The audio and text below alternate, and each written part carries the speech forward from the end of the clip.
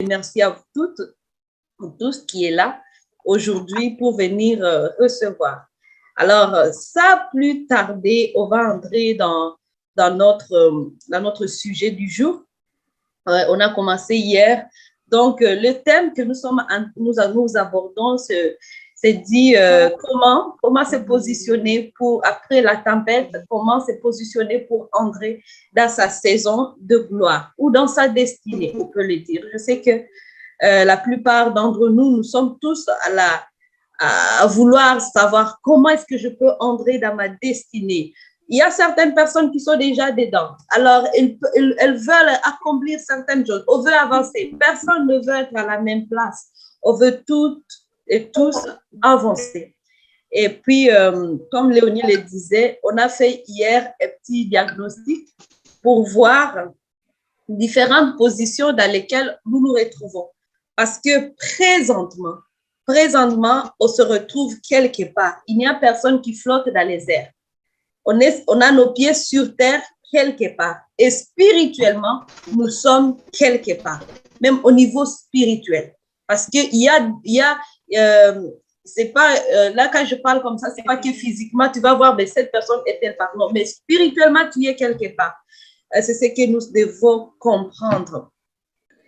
Éternel Dieu des gloires, nous te bénissons pour ce moment encore que tu viens de nous accorder avec mes sœurs, nos frères, certains frères aussi. Merci parce que tu as un objectif précis pour chacun de nous. Tu veux qu'on prospère à tous égards. Et c'est pour cela que nous sommes là, que nous voulons recevoir de toi. Nous voulons que notre âme prospère afin que même l'extérieur, tu vas manifester cette prospérité. Merci, éternel Dieu, parce que c'est toi qui es le Dieu qui apporte la parole. Je ne suis qu'un vase dans lequel tu déposes ta parole et moi, je veux tout simplement ouvrir ma bouche et toi, tu parles. Est-ce que je disparais, c'est que seule ta gloire apparaisse. Merci pour mes sœurs, mes frères aujourd'hui. Seigneur Dieu, je prie que la parole qui va être enseignée soit une sémence qui va porter d'innombrables fruits et qu'aujourd'hui, ça va être le jour du changement, le jour, Seigneur Dieu, du nouveau commencement. Merci parce que tu vas réaliser. Et c'est dans le nom de Jésus-Christ que nous te prions. Amen. Alors, donc, pour les personnes qui ont des questions, vous pouvez garder vos questions jusqu'à la fin. On va répondre à des questions. Et puis, c'est comme ça. Ça va être agréable. Alors, je vais d'abord récapituler pour les personnes qui n'étaient pas là hier. Je vais récapituler. Donc, pour aller quelque part, il faut d'abord savoir où on est. Où est-ce que nous sommes? Où est-ce que je suis? Beaucoup de personnes veulent avancer. Sans savoir, on avance ou par exemple on est malade. Imaginons un malade qui arrive à l'hôpital, on ne fait pas de diagnostic, on ne fait pas d'examen, mais on te donne des médicaments. Je ne pense pas que ça va fonctionner. Il faut d'abord savoir quelle est la maladie pour qu'on puisse la traiter. C'est ça. Alors hier, on a fait quand même des diagnostics qui nous montraient où est-ce que nous étions, où est-ce qu'une personne peut se retrouver. La première position que nous avons découverte, en disant que les diables essaient toujours de te maintenir quelque part pour t'empêcher d'avancer.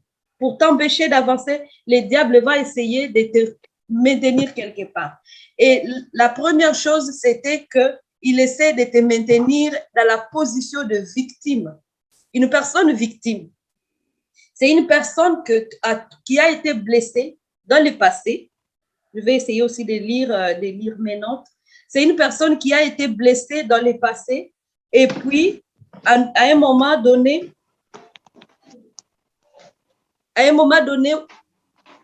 il essaie de se relever, mais il n'arrive pas. Et cette personne va être toujours constamment en train de réfléchir sur son passé. J'ai été blessée. Telle personne m'a blessée. Donc, après même 5 ans de la situation qui s'est passée, la personne va continuer à parler de la situation comme si c'était en fait hier. Donc, la personne n'arrive pas à se déconnecter de la situation qui est bien sûr mal, qui s'est passé, mais elle n'arrive pas à avancer. Elle va toujours constamment parler de son passé, parler de ce qu'on lui a fait. Alors, c'est pour cela que je dis, il y a cette position de victime. Et la position de victime va engendrer certains comportements. On a vu que cette position peut empêcher la personne à être heureuse. La personne est toujours dans la tristesse parce qu'elle se rappelle bien sûr constamment de ce qui lui est arrivé dans le passé. Ou la personne va toujours être en colère. Donc, si tu es à côté de cette personne-là, tu peux toujours sentir qu'en elle, il a fait quelque chose. Elle est en colère. C'est comme si sa colère est dressée contre quelqu'un. C'est comme quand il attend même le nom de la personne qui lui avait fait du mal. Ouh, directement, vous pouvez voir ses griffes sortir. Donc, constamment, cette situation de victime, ça nous empêche d'avancer. Et quand Dieu nous regarde, il veut qu'on puisse avancer, mais nous sommes encore très loin. On a dit qu'une personne victime ne peut pas regarder en avant. Il a toujours la tête sur lui-même, sur son nombril. Il est courbé parce qu'il ne voit que elle, mes blessures. Donc, constamment, tu es en train de dorloter, de dorloter tes blessures. Oh, moi, on m'a fait ça. Oh, moi, ceci ou cela. C'est toujours oh, moi, oh, moi, oh, moi. Donc, même quand on essaie de te donner des reproches quelque part, tu prends ça mal parce que tu te dis, ils ne savent pas que j'avais été blessé, ceci, cela. Donc, que personne ne te dise encore quoi que ce soit parce que toi, on t'avait fait mal dans le passé. C'est ça. Donc, ça devient l'excuse de ne plus rien faire. Comprenez-moi, moi, j'ai été blessée, alors il faut comprendre que j'ai encore du mal à faire certaines choses. Voilà. Et une autre chose que ça va engendrer à nous, le non-pardon. Une personne victime a toujours du mal aussi à pardonner. Je ne suis pas en train de minimiser des douleurs, des blessures, non, pas du tout, ce n'est pas vraiment mon intention. Je suis tout simplement en train de vouloir dire que nos blessures peuvent devenir des distractions. Au lieu de voir où est-ce que nous voulons aller, qu'est-ce que Dieu veut pour nous, mais on est toujours en train de dorloter. Ne touchez pas, j'ai mal. Oh, ça me fait encore mal. Ça te distrait, en fait. Ça t'empêche même de voir d'autres choses que Dieu veut faire pour toi parce que tu es constamment plongé dans le passé. Alors, on va survoler. La deuxième position, c'était la position de la peur. La position de la peur. Beaucoup de gens se trouvent toujours en train d'avoir peur. Elles ont tellement peur. Oh, j'ai peur. Peur de quoi? Oh, j'ai peur de l'avenir, par exemple. Vu qu'on ne sait pas ce que l'avenir nous réserve, on a constamment peur. Peur à tout moment. Donc, on a peur d'emprunter un nouveau chemin. C'est ce qu'on a dit, peur de l'inconnu. Les gens ne veulent pas sortir de leur confort.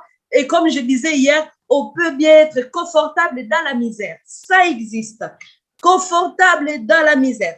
Parce qu'on connaît seulement la misère, on ne connaît pas autre chose.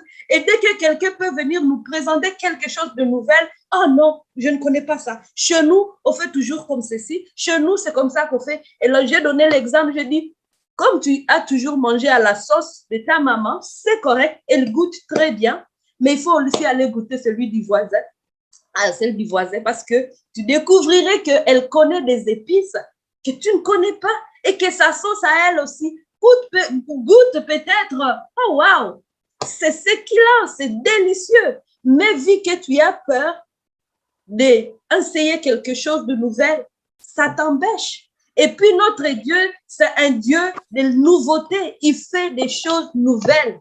Alors si toi, tu ne veux pas la nouveauté, je ne sais pas pourquoi continuer encore de prier que Dieu fasse pour toi quelque chose de bon. Parce que la bonne chose que Dieu va faire va partir de la nouveauté. Alors si on a peur d'affronter de nouvelles choses, je ne pense pas qu'on va être capable d'entrer dans notre destinée. Et aussi, donc, ça c'est la peur de l'inconnu. J'ai aussi parlé qu'on a confondu la peur de la prudence. Beaucoup de personnes pensent qu'elles sont prudentes. Pourtant, ce n'est pas même la prudence. Elles pensent qu'elles sont sages. Ce n'est pas la sagesse. C'est tout simplement qu'elles ont peur d'affronter certaines situations. Alors, elles se cachent pour dire que, oh non, non, c'est la prudence. Non, non, c'est pas la prudence. Tu as peur. Peur de l'échec.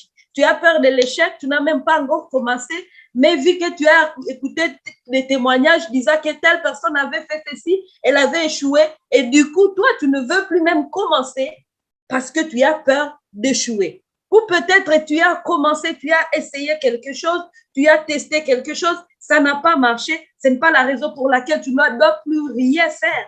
Je disais hier que ne prenez pas des échecs comme échecs. Prenez tout simplement ces choses-là comme des expériences. Parce que quand tu prends ça comme échec, ben oui, dans ta tête, ça deviendra des échecs. Mais si tu prends ça comme des expériences, des apprentissages, ça, tu auras toujours le courage de commencer ou d'essayer une autre chose. Tu dis oui, telle affaire, je l'ai essayé, ça n'a pas marché. Je vais essayer encore une autre chose. Donc, ça devient des formules. Tu es en train de découvrir. Je pense qu'on m'avait dit ça en mathématiques. Peut-être vous l'avez. Je ne retiens pas les noms de scientifiques, mais on m'a dit que j'avais appris qu'il y avait un scientifique qui avait dit non, ce n'était pas des échecs. J'étais en train de découvrir des formules qui ne pouvaient pas tout simplement fonctionner pour telle affaire. Donc, ce sont des formules qui ne fonctionnent pas pour telle affaire. Alors, pour lui, ce n'était pas des échecs, c'était tout simplement des expériences. Et si nous aussi, on prenait la vie comme cela, je pense qu'on n'aura pas beaucoup de la misère. On n'aura pas vraiment à s'inquiéter trop. On n'aura pas de la peur. Je disais aussi à des dames que peut-être elles sont ici, qu'elles veulent rencontrer des princes charmants. Et vu qu'elles ont été blessées par un homme un jour, alors tu as peur de dire, oh, je ne fais plus confiance en aucun homme, les hommes sont des monstres.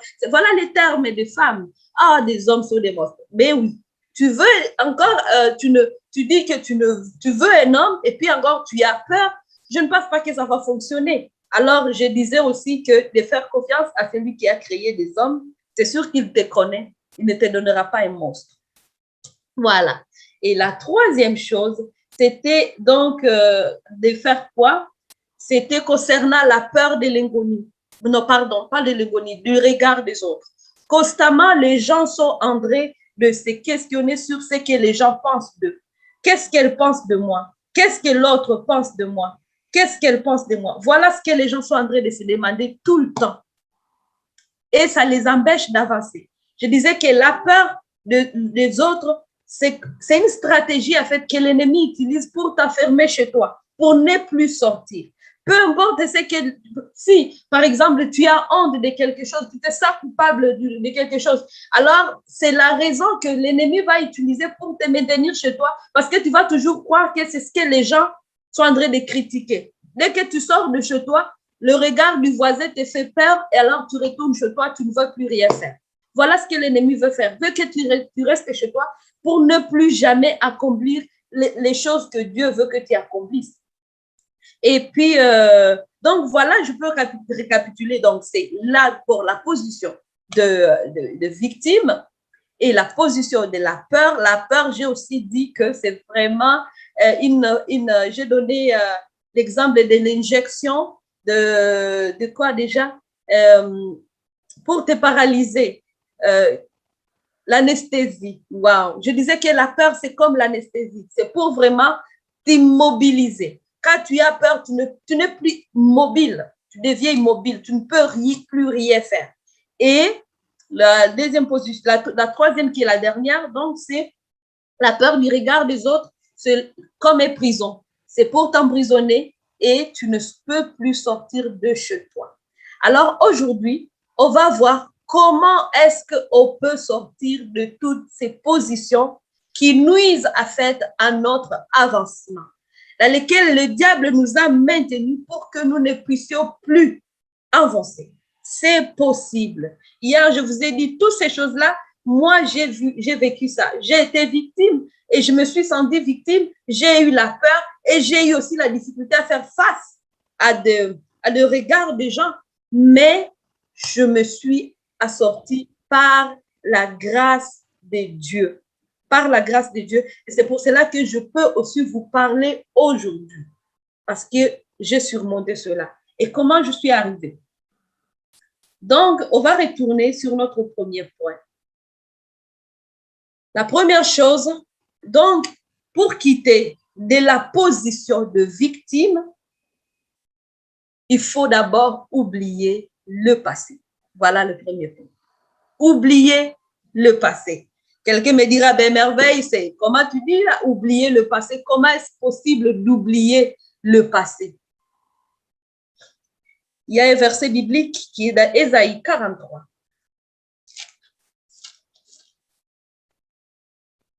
Ésaïe 43. Avant de continuer, on va d'abord prier. Prier parce qu'on doit recommander notre réunion dans les mains de Dieu. Le chapitre 18. Il est écrit, ne passez plus au passé. Ne vous préoccupez plus de ce qui est derrière vous, car je vais faire du nouveau. On le voit déjà paraître. Vous saurez bien le reconnaître. Oui, dans le désert, je veux ouvrir un chemin nouveau. La première chose pour sortir de la position des victimes, c'est de ne plus nous préoccuper du passé. Oublier le passé, de ne plus nous préoccuper de ce passé-là. Comment ne plus nous préoccuper du passé? En faisant une des choses que les gens trouvent peut-être difficile, mais pourtant c'est pour leur bien, c'est à pardonner tout simplement. Pardonnez toute personne qui vous a fait du mal. Peu importe.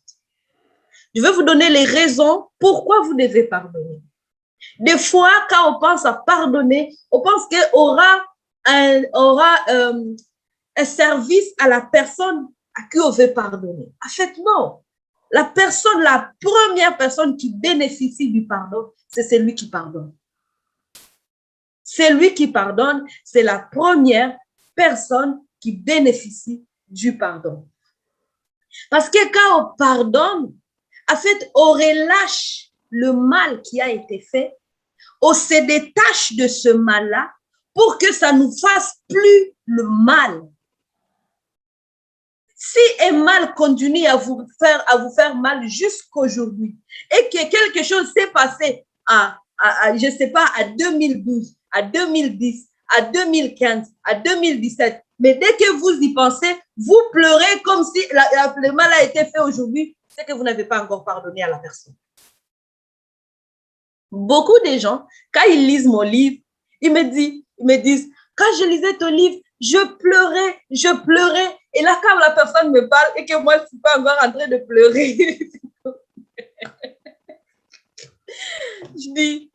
je dis oui, c'est normal que la personne pleure parce que tu vas trouver que quand j'écrivais ce livre, je déversais toute ma douleur, ma peine là-dedans, dans ce livre-là. Mais est-ce qu'aujourd'hui, si tu me dis de pleurer comme je pleurais quand j'écrivais ce livre, est-ce possible? Non. Bon. Aujourd'hui, je ne peux pas parce que je ne suis plus connectée à cette douleur. Quiconque m'a fait du mal à ce moment-là, si j'attends même son nom, ça ne me fait pas sursauter de mon lit. Non, non, non. Son nom devient des noms parmi d'autres. Ce n'est plus un nom particulier parce que je pardonnais.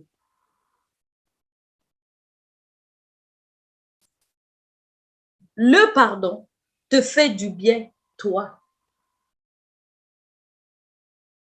Et puis, une autre chose que le pardon va faire. Vous savez que hier, je disais que la victimisation va créer en nous des comportements qui vont venir faire une barrière, même pour empêcher vraiment l'œuvre de Dieu de se manifester dans nos vies. Et même pour nos prières. Quand je disais que ce n'est pas la main de l'Éternel qui est courte pour nous bénir, mais ce sont nos torts. Je disais que quand on a l'amertume, quand on ne peut pas pardonner, quand on est toujours en colère, Ce sont ces choses-là qui vont créer des barrières. On peut beau prier. Chaque jour, on s'élève à 4 heures du matin pour prier. On entre dans un jeûne de prière. Un autre, un autre, un autre. Mais si on a ces choses-là dans nos cœurs, on perd notre temps. On peut croire que c'est Dieu qui ne nous écoute pas. Et pourtant, ce n'est pas sa main qui est courte. Ce n'est pas son oreille qui est dure pour attendre. C'est tout simplement que nous avons dans notre cœur des choses qui bloquent la bénédiction de l'Éternel de se manifester dans notre vie. Donc, le pardon, écrivez bien ça. Le pardon, c'est cette porte qui ferme derrière toi toutes les œuvres du diable contre toi.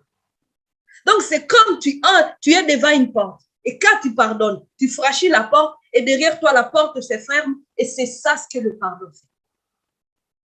Donc, l'ennemi, là, quand la porte est fermée derrière toi, parce que tu viens de pénétrer dans une chambre, la porte est fermée. Et puis, comment est-ce qu'encore l'ennemi va t'atteindre? Rien. Parce que l'ennemi t'atteint par la tristesse, par la colère, par l'amertume qui est en toi. Mais quand tu relâches, quand tu pardonnes, en fait, tu viens de te débarrasser de l'amertume, de la colère, de tout ce que l'ennemi peut utiliser contre toi. La parole de Dieu, il dit, ne donnez pas accès au diable. Comment on donne accès au diable? Par ces choses-là. Ce que le diable veut, il veut avoir une petite faille où il va passer pour te détruire, pour t'empêcher d'entrer dans ta saison de gloire. La parole de Dieu dit, le diable vient pour égorger, détruire et voler. Alors, ne lui donnez pas accès. Quand on pardonne, on ferme la porte au diable. Et qu'est-ce que le pardon fait encore? Ça nous ouvre une porte. Donc, quand une porte se ferme pour bloquer l'œuvre du diable à nous atteindre, il y a une porte qui s'ouvre pour amener vers nous la bénédiction. Voilà ce que le pardon fait. Donc, ce n'est pas que tu veux faire plaisir à quelqu'un qui t'a fait mal. Tu dois te faire plaisir à toi, en pardonnant aux gens qui t'ont fait du mal.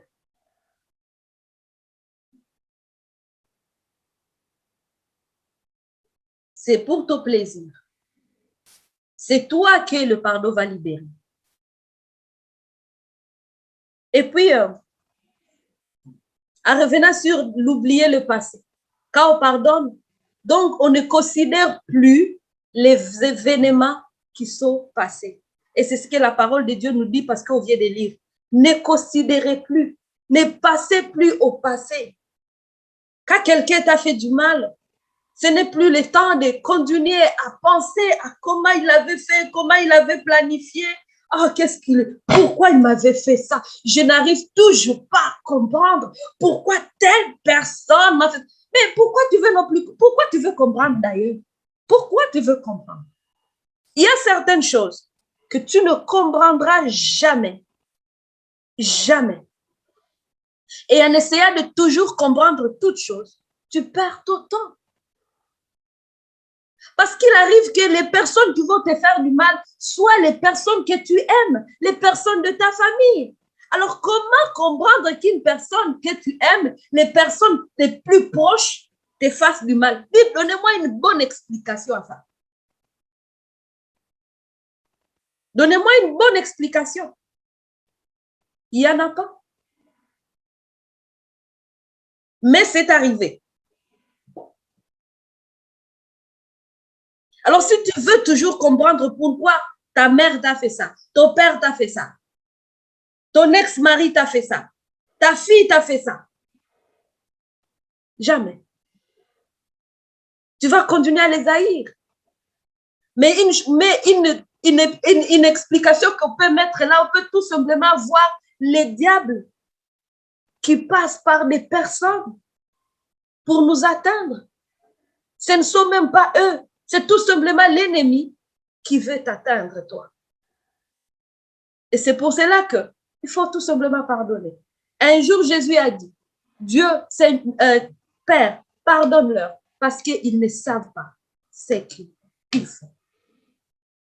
Quand on pardonne, on laisse le passé derrière nous, on avance. La vie est devant nous, pas derrière nous. Ta vie n'est pas derrière toi. Pour passer beaucoup de temps à vouloir découvrir ce qui devrait se passer dans le passé, ça ne fonctionnera pas parce que ta vie est juste devant toi et pas derrière toi.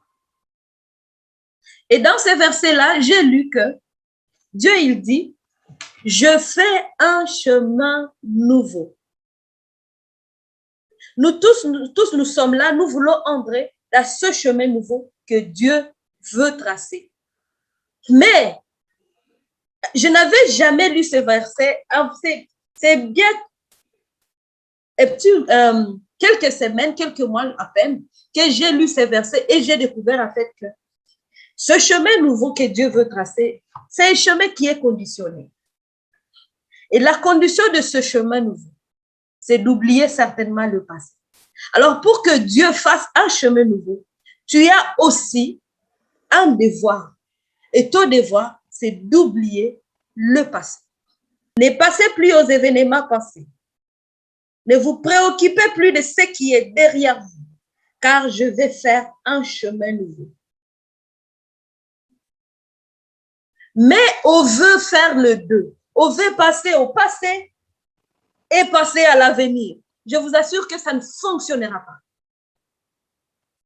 Avec Dieu, c'est soit on est ici, soit on est là. On ne peut pas occuper 3, 4 places à la fois. Chez Dieu, non. Il faut faire un choix. Soit tu restes dans ton passé, soit tu laisses tout passer en arrière et tu affrontes l'avenir et tu entres dans la nouveauté que Dieu veut faire pour ta vie. Dieu ne mélange pas les choses. On ne peut pas être triste et content en même temps. J'imagine comment le visage va, quel visage on va avoir? Triste, content. Je ne sais pas le visage en fait qu'on va avoir, qu'on va afficher. Si tu veux te positionner dans cette position où tu veux vivre la gloire de Dieu, entrer dans ta destinée, ce n'est pas en regardant en arrière que tu vas le faire.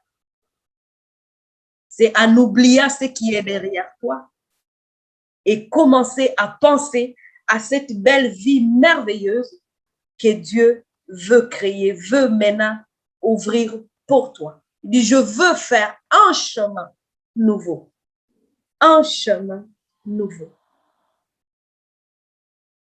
Ici, au Canada et je pense aussi en Europe, on a des saisons. On a l'hiver, on a le printemps, on a l'été. Il faut savoir se préparer pour ça, même avec nos habits. On ne peut pas porter l'habit de l'été pendant l'hiver et l'habit de l'hiver pendant l'été. Même si ce sont tes habits, j'ai toujours dit, tu risques de mourir là-dedans si tu confonds ces deux saisons. Si tu portes ton habit d'été en hiver, on va t'enterrer. Et si tu portes ton habit d'hiver en été, on peut aussi t'enterrer. Donc, nous avons des choix. La saison dans laquelle tu veux entrer, ce n'est plus la saison d'hiver où tu dois entrer avec ton manteau d'hiver. C'est la saison où on doit faire la fête. On doit s'habiller chic. On doit permettre des belles habits d'été, de soleil.